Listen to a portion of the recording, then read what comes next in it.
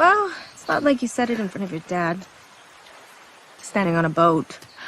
I didn't say go beyond the reef because I want to be on the ocean. But you still do. He's hard on you because he doesn't get me. Because he was you. Drawn to the ocean, down by the shore. He took a canoe, Moana. He crossed the reef and found an unforgiving sea. Waves like mountains. His best friend begged to be on that boat. Your dad couldn't save him. He's hoping he can save you. Sometimes, who we wish we were, what we wish we could do. It's just not meant to be.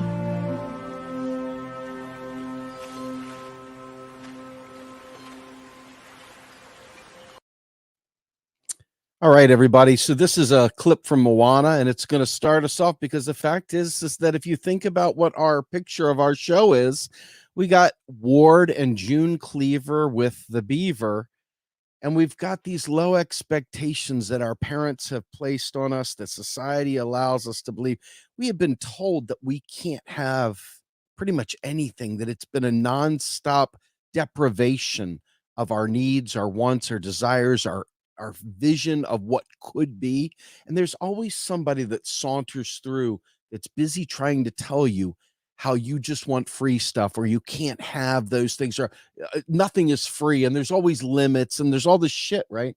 Stuff that people, they have no empirical way of laying it out, but they impose that constraint on you. They compose that constraint on your brain. They compose that constraint on society. And then everything that we want, need, etc., we just learn to walk with a limp. And we say, hey, you know what? We're resourceful. We pulled ourselves up from our bootstraps. We figured it out, right? We figured it out. And so it's this dumbing down of expectations. It's this ridiculous perversion, this false scarcity narrative that we impose upon we the people. The rich don't have any such delusions. They go ahead and they preach the stories of bootstraps, and they try to make us feel guilty about asking for more. The reality is, you look at Elon Musk and guys like that, almost the entirety of the funding for SpaceX, for Tesla, for all of Elon Musk's wealth came as a direct subsidy from the federal government. But people will be the first to tell you that you just want free stuff and so forth. So we allow these like blockers, these stupid colloquial blockers that were passed on by a different generation, a generation that lived during the huge depression, the Great Depression, and they bootstrapped it through, and they celebrate how my fingernails are filthy and my fingers are broken and twisted, but damn it, I know how to work hard for a living. I worked really, really, really, really well, right? And so all these beliefs that we funnel into our brains that become part of society stop a movement from asking for more. Okay.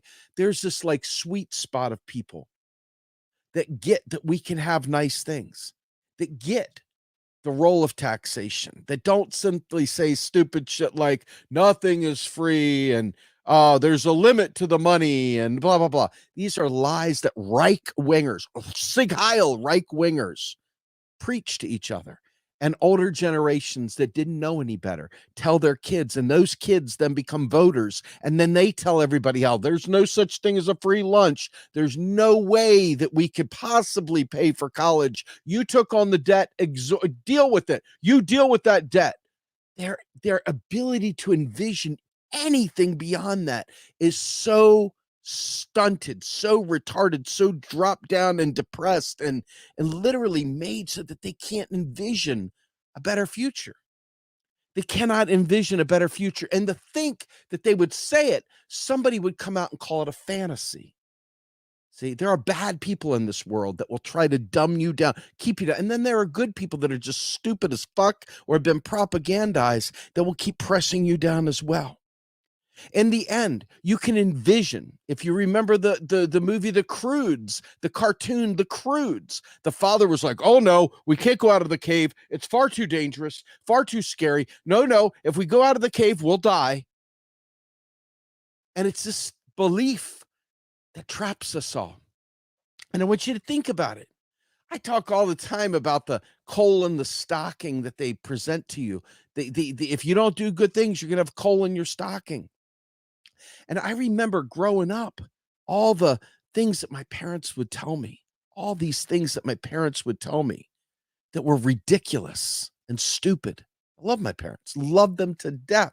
But they said some of the most stupid, propagandized, non-forward thinking stuff to me I could ever imagine. And thank God I didn't hold on to it. Thank God I broke free from some of it, because literally the limitations to what we can achieve are usually found in people that don't understand, that don't have any clue, but they have very loud voices and they try and push you to a place where these things are impossible. There's no way to do them. How in the world could you possibly do that? What do you think? There are people out there who don't realize that we could literally, really literally wipe away all student debt without any issue whatsoever. None.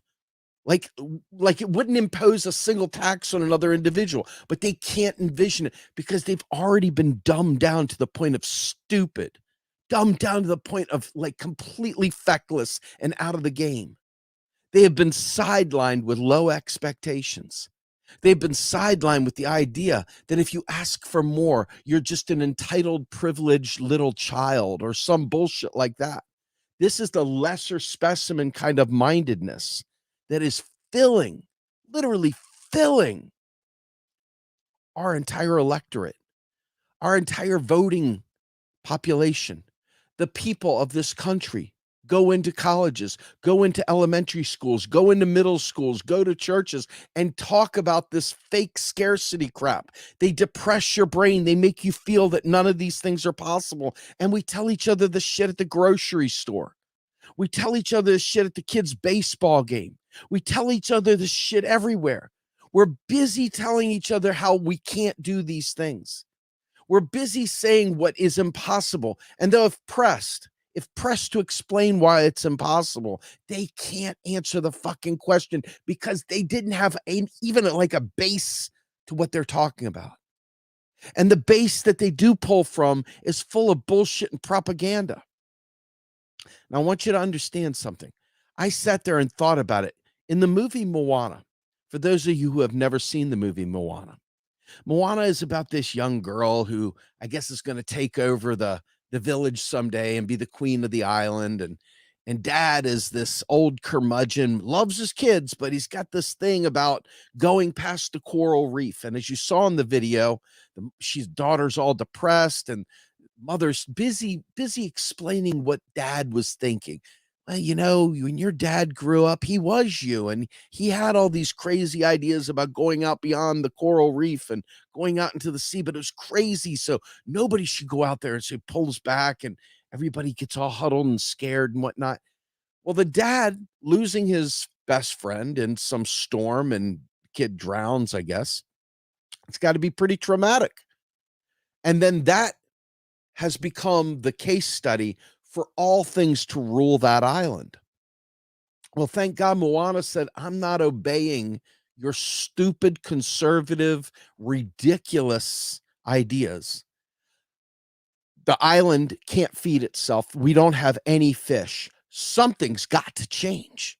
Something must change. And so she gets in this boat and braves it past the breakers, gets up, and all of a sudden it's in smooth open seas. Okay. And this is a metaphor of sorts for everything with us. We are constantly told we can't.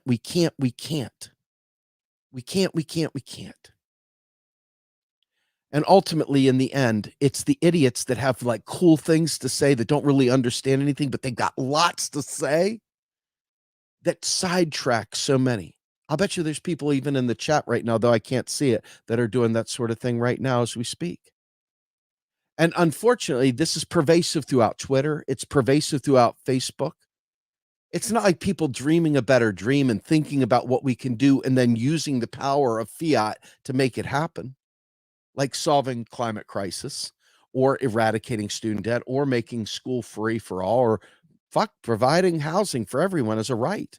There's absolutely zero preventing any of this from happening because we have been bought into this belief that there is no alternative, that you got to work really hard for the man and hopefully you can bring home a good paycheck and you come home, raise a family and do all these things. And they got all these like colloquialisms and good ideas and whatever, rules of thumb and stuff like that, that they pass on.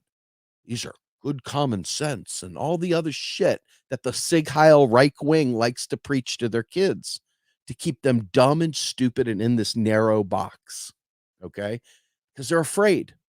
They're afraid. They're terrified. Terrified of walking out of the cave. Terrified of seeing what the world looks like. And in the end, it's like, what's the point of all that? You know what I mean? It's like, what is the point of all that? So there is an article by Roger Malcolm Mitchell called The Gap, the Whole Gap, and Nothing But the Gap. And it talks about gap psychology between the people above and the people down here. The people down here are living a totally different world. They're living in a world where they're like saying, I need something done and I need something done now. Okay. And all the rest of those people, all the rest of the people that make up the whole of, say, the United States are broken down into different little tiers, if you will, of how much the impact of change would be. And it's very different because on this hand, you've got change that improves their lives. And on this hand, you've got change that they're afraid is going to take away their prestige and power. Because after all, if these folks have some, then, oh my God, these people have to have less. But that's not necessarily how it has to work. That's not necessarily how it works. Yes, exactly. Jay the informant. Yes, absolutely. That's exactly where I was going with. But you think about that gap, though, right? And how do they measure their success? And as long as they can look down and see someone below them, they're okay. And I think the hardest part about this is that in the beginning, let's say at the beginning of an electoral cycle, everybody's excited. The candidates preach and fire. They're talking about all these bold ideas they could pull off, all these fantastic ideas. And you've got near universal support. I mean, like near universal support. And then as soon as you say, but we need to go ahead and rally and organize or do whatever, I've talked about this too. That group shrinks down to this. And then once you add another layer of, well, now we need to go ahead and make sure that we cover this with media or whatever. And then it shrinks down to this. And then you say, but we need to go ahead and talk to all of our friends, family, and blah, blah, blah. And then it shrinks down. And all of a sudden, you've got this small group of dedicated people that are really willing to fight for something, that have this vision of better. But everybody else checks out, says, I think it's a really good idea and it would be really great, but we must be practical. We really must be practical after all. There's no basis for what they're talking about with practicality. They don't know what the fuck they're talking about with practicality. They're just putting their stamp of diminished expectations on this thing because they know at the end of the day, in order to make the thing happen, they have to be a threat to the Democratic Party. They got to be a threat to the Democratic Party. They've actually got to tell the Democratic Party, I will not vote for you if you do not do X, Y, Z. Okay. And that group of people that could put the pressure on those politicians, if you believe that they even listen, that group of people says, well, that's a bridge too far. I'm not actually going to hold the Democratic Party accountable because I'm going to vote blue no matter who. And I am going to support the candidate, who the nominee is. No matter what, you can count on me. I will support the nominee, period. So you've gone from, we got to do this. There's people dying. It could make our lives better. Everybody's like, yay, fist in the air in the land of hypocrisy. And then a little bit of work added to it. We got to do just a tiny little bit of work. And they all check out. Then you say, but you've got to hold your elected representative for your party accountable. And that's when you lose all of the Democrats. That's when the Democratic Party shits on itself, literally dies on its own vine. Right there, that moment, bam, right there, because there's parasites, evil, bad parasites that are in that diminished expectations realm that just say, vote blue, vote for Summer, vote for Pedro, whatever, vote blue no matter who, the blue wave. Let's bring a blue wave through, baby. It's not, let's make this thing happen, baby. It's vote blue no matter who, because no matter what, no matter how shitty the deal is, no matter how shitty the plan is, they're going to vote blue no matter who. And that's it. That's it. That's all it is. And so they have already raised their hand and said, as the minute there's any pushback at all, I'm done fighting for this. And then it becomes just a rain shower of how privileged you are and how fucking crazy you are and how fringe and how radical you are. And these crazy Tea Party lefties are making demands for health care. What the fuck is wrong with you? But they believe the shit. Why? Because we've been trained to believe that it is a sign of good character to have carried a bag of ice 50 flights of stairs in bare feet, walked in the snow to school on broken glass, sat there and, helped dad from morning till dusk in the fields. It was good character building stuff. And they diminish everything. Everything is diminished by this belief that we really don't deserve anything. Now, part of this, I believe, is the Christian taint, if you will. This Christian taint of hard work and bootstraps and so forth. And I believe that so many people have trained themselves with depression thinking, Great Depression thinking, hoarding and literally austere living, literally austerity, because just be grateful for that job. You should be grateful for that job. Not that there should be abundance, but that you should be grateful. You should be truly grateful that you have this minimum wage job. And I think back to why this matters with Black and brown people and slavery and things like that, how this stuff really impacted us. And for a century, maybe longer, but since Reconstruction and the end of the Civil War, white Southerners and basically Republican-minded type people and the boll weevil type Democrats, the Dixiecrats, have long since tried to figure out how to replace slave labor in their construct. First, they started issuing things like vagrancy laws during Reconstruction to prevent Black people from not having jobs. If they didn't have a job, they could be captured by the state and forced to work once again, and basically slavery. Okay? The idea of being forced to work in the way that we are is a form of slavery in the way that it is. It's not a matter of we shouldn't work. It's not a matter of there isn't important things to do for the community. It isn't a matter of that we shouldn't participate in society so that we're contributing to everyone's benefit, since we can, get to receive benefit. I believe in the reciprocity there of civic responsibility. I believe in that. But that said, the idea here is that they have been trying tooth and nail to find a way to enslave us. And what do they do now? They use debt. They use debt to enslave us, to prevent us from dreaming a better dream. On one hand, they got the paradox. They've got the TV commercials blaring 100 miles an hour. They got YouTube filled with commercials everywhere. They've got every single thing you look at filled with commercials about this wonderful life that you should see. And then you watch sports, or you watch whatever shows you watch to decompress and disconnect from the shitty world that we're in.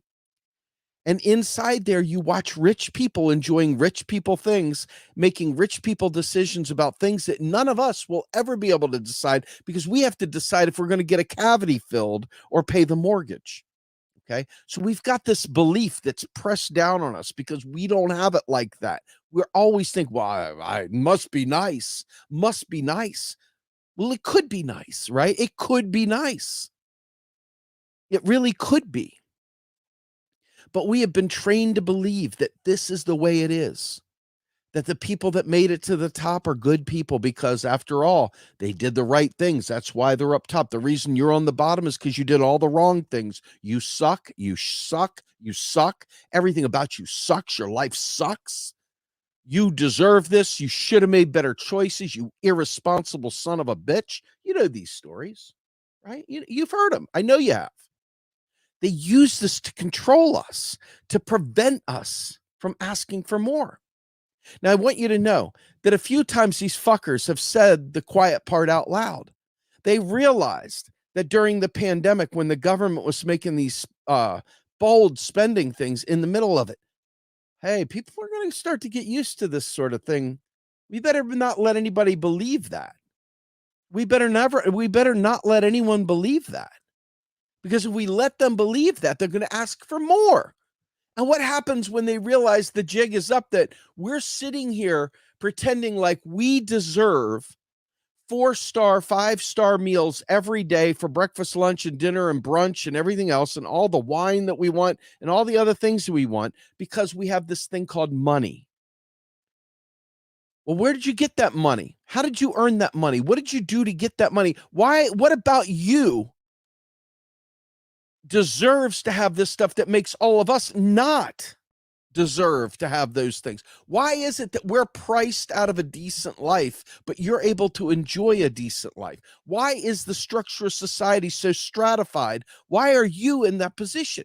And we've been built to believe that it's okay, that this is normal, that they're doing great things, and we just have to work a little bit harder. Maybe get a little bit more creative. So you're just not inventive enough. You're just not thinking enough on how you can sell your body and your work and your time to the man to make more chits so you can have the good things in life. If you just did what they did, you could have what they have, and you could do what they do, and you'd be so great then. And then what happens? Then you go out, you get your degrees, you do all these things, but guess what? They didn't tell you. There is another barrier there. There's a tax to keep you out of the good zone. That's called student debt. And they're going to block you at every step along the way from achieving that next level up. They're going to keep you in that box. Why? Because you believe it. You believe it. You may not believe you believe it. You may even think you don't believe it. But I'm telling you, as I speak this shit, I know it's been ingrained in me forever that I don't feel deserving. Even though I'm telling you, I think I'm deserving. I'm telling you, I don't feel deserving of getting my teeth fixed. I feel like I've made so many bad decisions in my life that the enamel being stripped from all my teeth is something I deserve. Do you understand what I'm saying? Even though I fundamentally know I shouldn't deserve having teeth rotting the fuck out of my mouth, I know that I've probably made some bad decisions in my life, and I probably, I guess, deserve this. So I've accepted that bullshit too. Do you see how pervasive this is? I'm giving a speech about this very thing, and I'm cognitively aware of this very thing, yet I'm telling you, my life is still ruled by that very thing. Every time I don't get a good present for my kids for their birthday, something stupid, has nothing to do with them. They'll be fine because we've passed on the gene of you should be grateful. We've done it too. I've done it. You need to be grateful.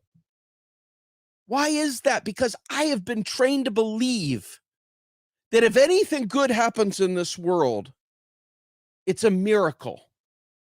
That I don't deserve anything good. That you don't deserve it. I mean, I believe we do, though, and that's what I'm fighting tooth and nail, both in my internal spirit, if you will, the spirit of disbelief that I deserve anything other than a kick in the face. And yet I'm trying to disabuse myself while simultaneously trying to get you all to see the same thing. It's very, very hard to claw past the Ward and June cleaver. You got 3 pairs of pants folded up nice and neat in your drawer. You got 3 pairs of white tidy whities in your drawer. You've got a belt. You've got a single pair of shoes for school and play, and you've got 1 pair of shoes for church on Sunday, whatever. You know what I'm talking about? You hand me down the glove. It means something. See, handing down a glove to your kid in your baseball, that's heritage. That's passing down something. But in many ways, it's also seen as a way of skimping and saving money and being frugal and being fruitful and not wasting and things like that. And as noble and novel as it is to conserve, and it's necessary in this time of climate crisis, the wrong people are having to skimp on the wrong things, a la healthcare, a la security, safety, a la being able to ensure that they have a roof over their head. We're not talking about frivolity. We're not talking about a yacht. We're not talking about anything else. We're talking about the basics of life. But we have allowed television, media of all varieties, and our own activists to keep us in the barrel, like crabs in a barrel, that we don't deserve any better. And yet I cannot tell you how much time people spend watching things like Real Housewives, watching things like, Shark Tank, and watching all these shows where rich people do rich people things, and we stare on and we just go, oh, wow. Okay. But we're infinitely aware that we just don't deserve it. And when I'm talking about having things, let me just be crystal clear, because people can't stay in the bowling lane. They jump lanes when we're talking about this stuff. I went to get a CT scan for a growth in my neck the other day. I told you all this in one of my other live streams, but I'm telling you now. I have a growth in my neck that big. That it's right there. That's it. It's right there. It's the size of a golf ball in the side of my neck. It's got little tentacles of sorts that are connecting up through and going around, but it's benign. It's not cancerous in any way, shape, or form. But to figure that out, I had to have a CT scan. My affordable health insurance paid whatever it was going to pay. And then I had to sign right there before I even got treated that I understood that a $700 bill was going to be coming courtesy of the lack of health care that I have for this diagnostic test that proved that I don't, in fact, have cancer. Okay. $700 after insurance. Okay. So in my mind, because this is not what I've always had, when I was a child, I know my mom and dad had good health insurance through the Ma Bell. And when we would go to the doctors, all these tests were free. We didn't even think about it. It wasn't like, oh my God, how much is the x-rays going to be? We can only afford 1 x-ray. If it's going to be this much, we can't afford 2 x-rays. We can only afford 1. You better get the right angle the first time. We didn't have that. When I was growing up, these sorts of things were just sort of what you took care of. Now, that does not take into account the millions upon millions of people that did not have any kind of health insurance. Okay. Which is why the ACA even had a prayer of being seen as legitimate. But the ACA has further destroyed our for-profit system in a big, big way. Costs are going up. They're not going down. Okay. And they know they could solve this. They know they could. But if you knew that you could do this, guess what? They would say, oh, it's a moral hazard to making healthcare free. Why? Because then you'll live your worst life. You'll go out and get fucked up. You'll go out there and eat like shit. You'll stop exercising, all with the mindset that you could just go get a lap band or a tummy tuck or a gastric bypass to avoid all your eating habits. You see, they have already got it in their head that if they gave you this, there's a moral hazard to helping you. I want you to think about that. They are using the idea that you will become dependent on this and that you will take advantage of this. And so if they don't tell you that you've got to pay through the nose for healthcare, you'll get fat and happy and go ahead and get whatever you want to do. So the moral hazard is the key here. There are red states out there right now. Now, to be fair, you all can say what you want. I am not sitting here licking the ears of Democrats. It's not my MO at all. Okay. I hope you all know that by now. Okay. But I will tell you, all things are not the same. There are Republican states out there that are so wedded to this idea that I just laid out here, that we can't do things, we can't be dependent on the government, et cetera, that they have turned down Medicaid expansion. They have turned down monies from the federal government that could help them facilitate a more caring society in their state. They don't want it. They want you desperate. They want you bootstrapping it because they feel like you'll be a better conservative coming out of there, because when you've survived it with bootstraps, then you're going to spread your ideology around as well. Okay. And this is a way of life for these people. You got to pull it up by your bootstraps. Now, mind you, they didn't come up with these ideas on their own. These things have been passed down from generation to generation. They've been talked about in their Southern Baptist churches. They've been talked about in all the other aspects of their life. Okay. And so these thoughts and stuff have been pumped into their brains. They have been heavily propagandized to the point where they see the logic. They now know the logic. Okay. And there are groups out there that are paid big bucks to make sure that we don't dream a bigger dream. There are people out there actively working to ensure that we don't ask for much, that we stay tame, that we stay in these bubbles, and that we don't ask for more. So when you think about what is it going to take for us to get Medicare for all? Well, I can tell you right now, there are a lot of people out there that say they want Medicare for all in those polls and stuff like that.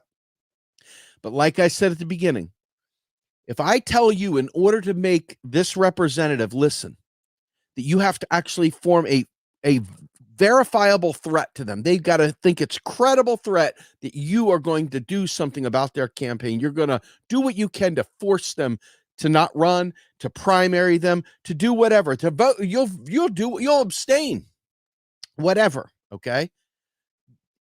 Because there are so many really wretched vote blue, no matter who Democrats that refuse to put pressure on their party. Because after all, what do you want? Trump, right? This worthless mindset that they deploy, and this worthless way of talking to people about, what do you want, Trump? What do you want, the Republicans? What do you want, this? What do you want, that? These worthless people that do this, right? Worthless. They've been dumbed down too, right? They've been dumbed down to believe that this is the only path forward. And because everybody wants to belong to a group, their religion is vote blue no matter who. Their tribe is vote blue no matter who. And that means that, I remember a few Congresses ago, we didn't have no good people to support, but damn it, these Congress critters that we put in there, they were Democrats, so I feel good about it. It was the best we could have done at that time. Everybody was really conservative, so we just did what we had to do. We let the party do what it does. But you know what, though? It wasn't such a good Congress, but we still vote blue no matter who, motherfucker. Got it? So this is the thinking, the stinking thinking. And they push that thinking. So there is no buildup. There is no movement buildup. There is no pressure, because there are so many people that have a built-in trip switch. The minute you say, I've got to apply pressure to a Democratic candidate, they're done. They are done. Done. Out of here. Gone. Refuse. And the worst part is many of these people are very well to do. Very well to do. Okay. Live the best life. And they will do whatever they can to protect that which they have gained. And it doesn't make a hill's bit of difference. Not a single ounce of difference. If you're going to die by them keeping the thing in place that they are keeping in place, they don't give a flying fuck,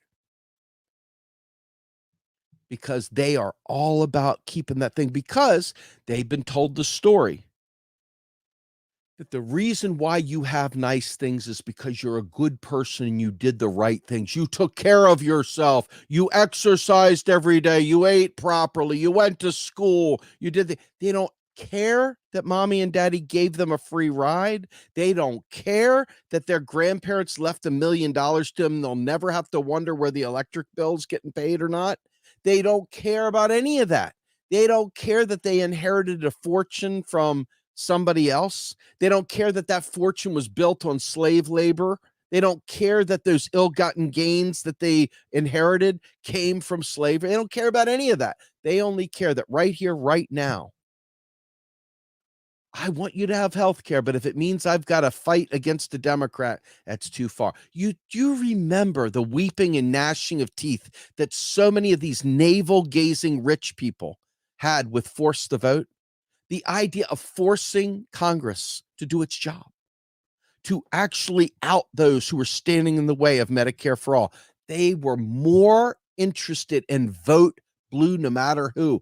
The worthless people fought back against that. Now, there's a whole crew of people on the other side that have gone completely off their rocker, have found solace in Tucker Carlson, and are literally a lost cause, in my opinion, at this point. They have gone so far in the horseshoe that they are the right now, okay? But on the flip side to that, there is no left because the left, the bit that is there, is marginalized. You go a little bit further into the center on the left, and you've got a bunch of equivocators that the minute you tell them they have to do anything, they will check out. They're done. So we've got a very, very, very, very small group of people that are willing to dream a better dream and really, really stay focused on fighting for that dream. So where do we go now? You know what I'm saying? Where do we go now? So I think that it's important. I think it's important that we spend an awful lot of time talking to each other about what the possibilities are. You need to understand that financially speaking, there is no issue. The only thing there is a myth and a legend blocking us from executing great, bold policy. It's not a financial constraint that's stopping us. There is no financial constraint stopping us whatsoever. There is only a mental constraint, a political constraint, a organizing constraint, a information constraint, a truth constraint, and a deprogramming constraint. Most people cannot envision a world that is not exactly as it is today, even if it's shitty, even if it's the worst world possible. They can't imagine a world better than that. Now, I'm going to tell you right now, Jesus comes in with I think we should have to focus on vertical farming. I think that's a very, very real thing, but I want to be crystal clear. This is all the stuff we need to be talking about constantly. Okay. Now here's one thing that's really challenging, and I'm just going to say this outright because these are the things that I think are a bigger problem, right? There are constraints. There are real legitimate constraints out there. Real legitimate constraints. And of those real legitimate constraints, they come into play when somebody that is very excited about an idea, found a group of people like public banking or the UBI crowd or whatever, that don't understand the underlying system. They don't understand any of what we're talking about. But they get excited about these things. And when you explain to them the constraints that drive those things, it becomes a real problem because they don't want to hear it. They literally don't want to hear it. I'm going to take a few minutes here. I want to play a video, if I can find it anyway, that I created. Actually, it was created for me by a guy named Curtis back a few years ago. And I think that this is like just such a powerful video. What I'm going to do is I'm going to play this video here real quickly. I'm going to try to anyway. And if I'm good at it and if I'm able, I'm going to be really, really happy. So give me 1 second. I'm going to see if I can pull this bad boy up.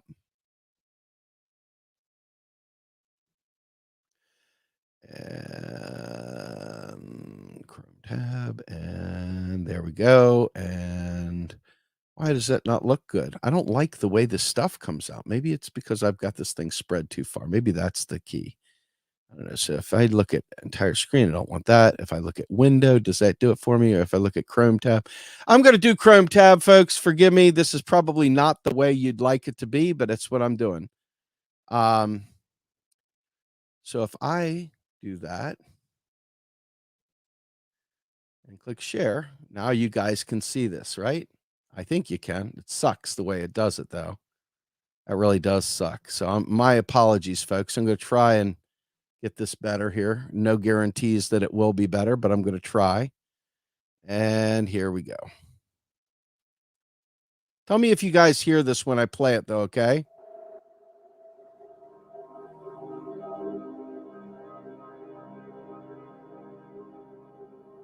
A job guarantee solves something that a UBI does not, providing a job for every person that can't find work. The UBI provides cash. Cash only gets you what you can afford.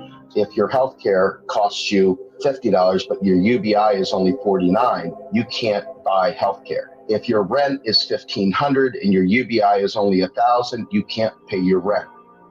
I'm 22. I have a 1-year-old son. I'm a single mom. I make $7.50 an hour at McDonald's.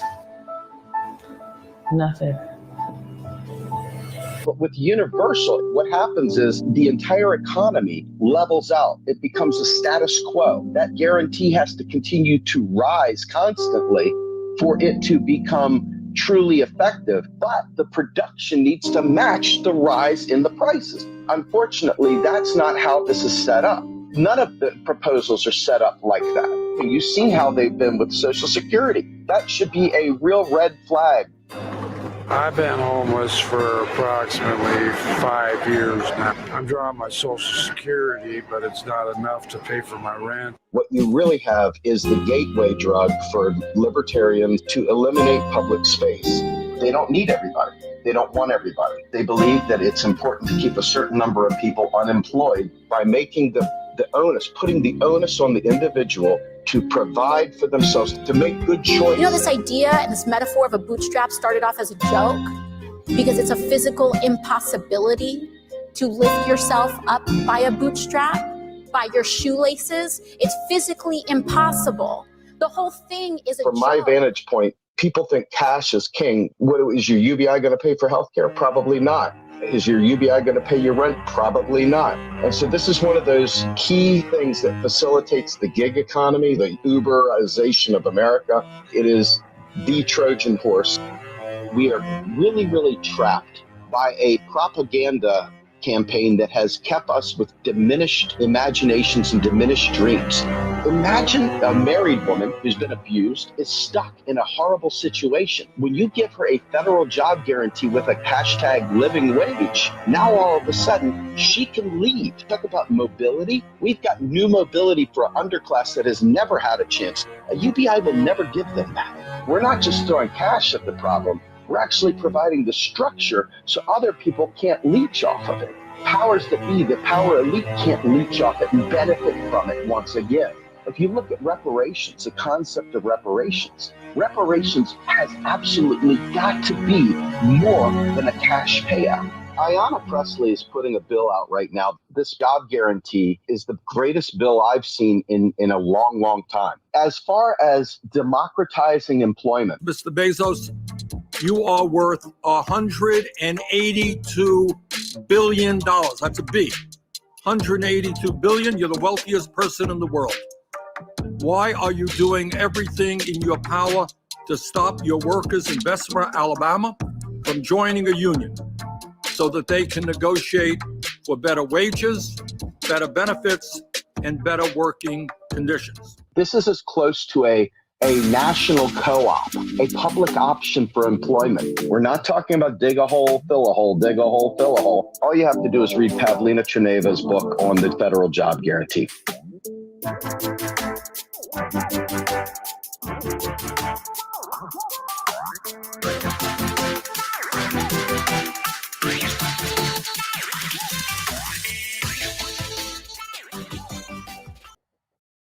All right, folks. I hope you all like that.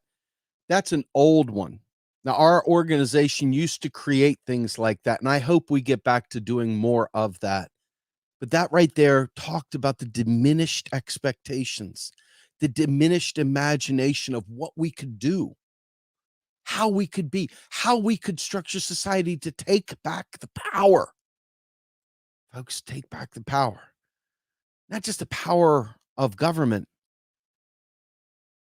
but the power of our minds, the power of our ability to dream a better dream and to do it, to consider it real and possible. This is not telling you that you can be anything you want, Johnny. Just go do some hard work. I'm here to tell you that if we prioritize people and life in general, whether it be the environment, the ecology of it all, the animals, the fish of the sea, the trees, our entire ecological system, the balance of that, if we could make everything rise in terms of that being vibrant, in terms of reclaiming our minds so that we can, what would you like to do? Wouldn't you like not to worry? Wouldn't you like not to be in fear of losing a job? Wouldn't you like to be living your best life and making decisions based on things that make you feel better about everything? You know, whatever you want to do, being a part of society, and yet at the same time, not being diminished by the low expectations and the impossibly bad imaginations that so many have. It's like the only thing people can imagine are destruction and death. They can't imagine recreating the public commons into this beautiful way. They can't envision believing in something better than themselves. They can't envision putting down their need to be on top and joining with each other to fight for these causes. I would like to see that, but we have all been destroyed, our spirits destroyed, our ability to process information completely destroyed. We carry the tools of our oppressors into everyday life. We parrot the things that have been told to us every day. Think about how many assholes run around talking about their hard-earned tax dollars because Margaret Thatcher said, "Oh, there is no public money. There's only taxpayer dollars," right?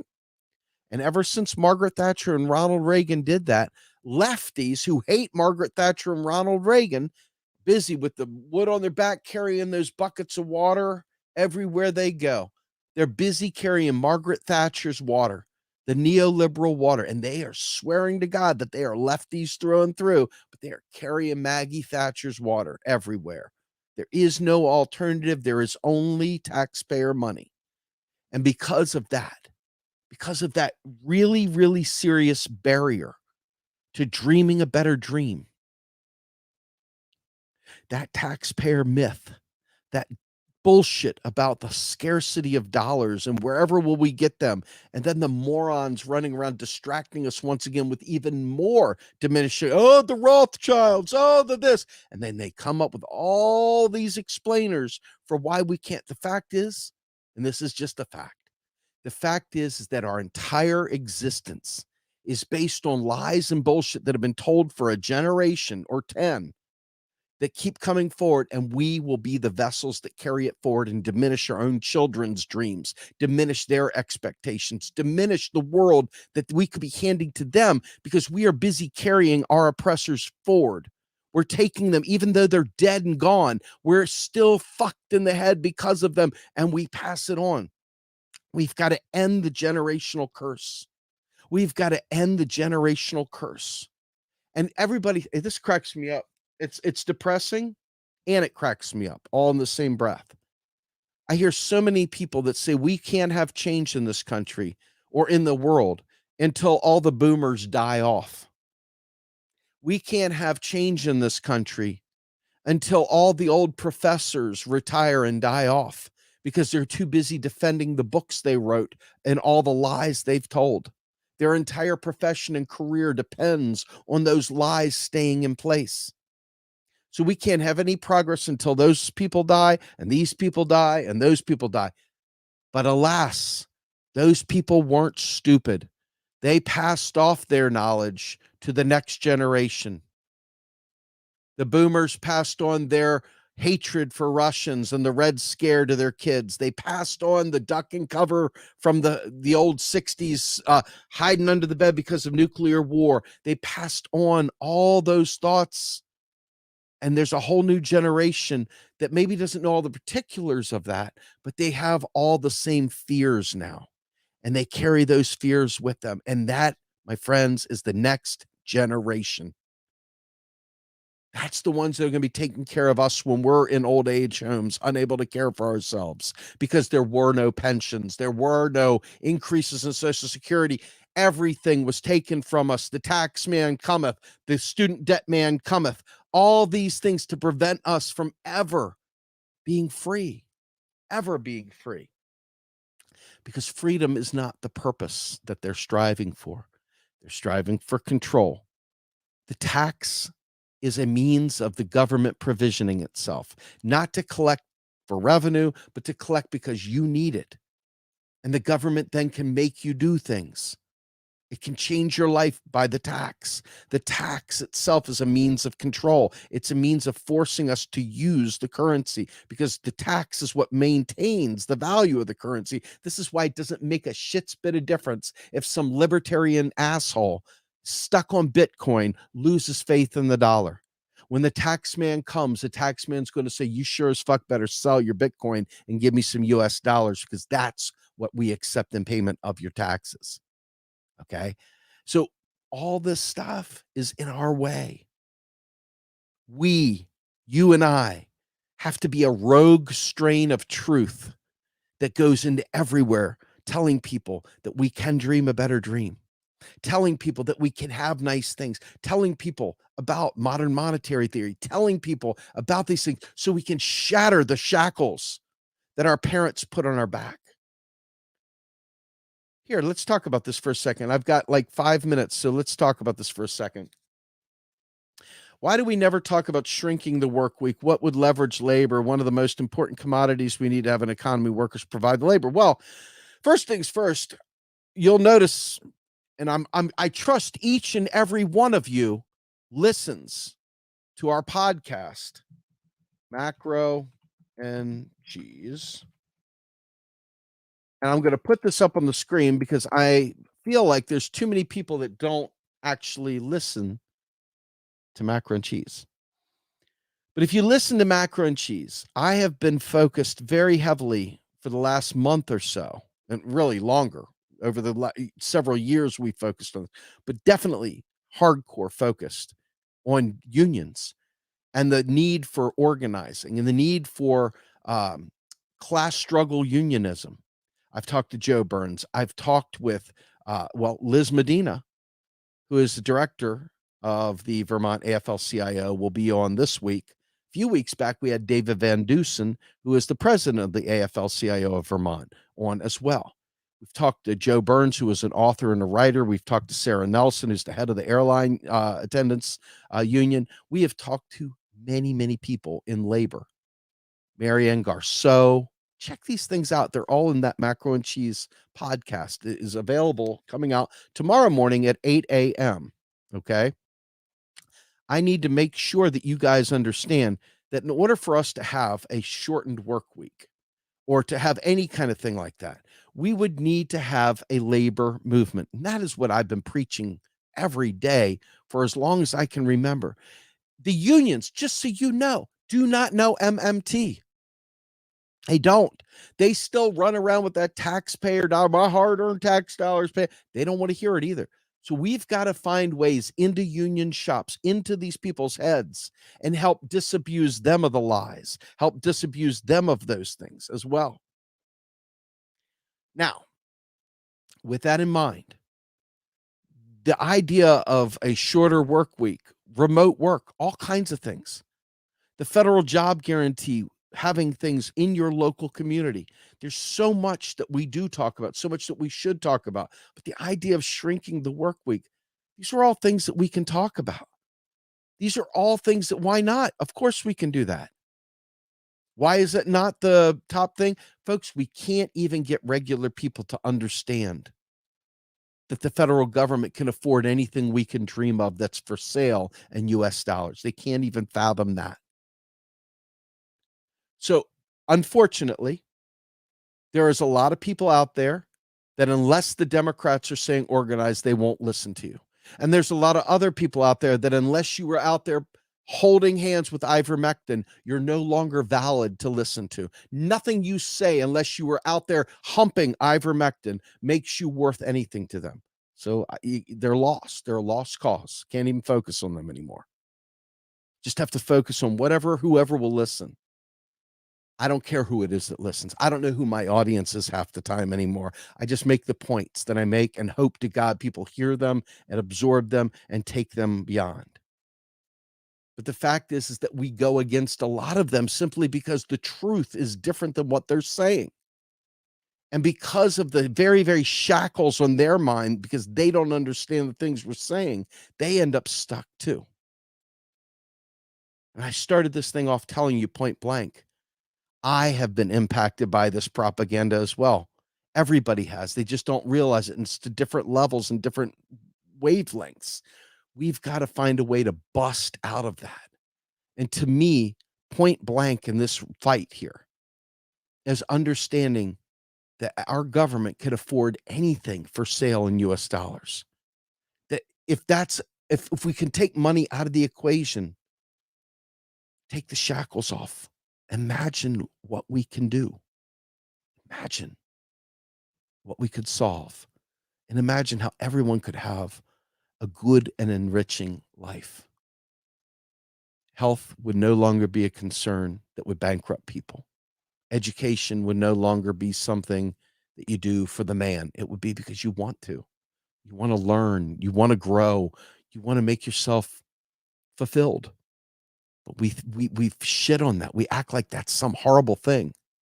And it's up to us, really, honestly, to change that narrative and change it quickly, because if not, the bad guys keep coming up with the bad narratives. So I'm here to tell you with that, I'm Steve Grumbine. I am the Rogue Scholar, and I'm out of here. Yeah.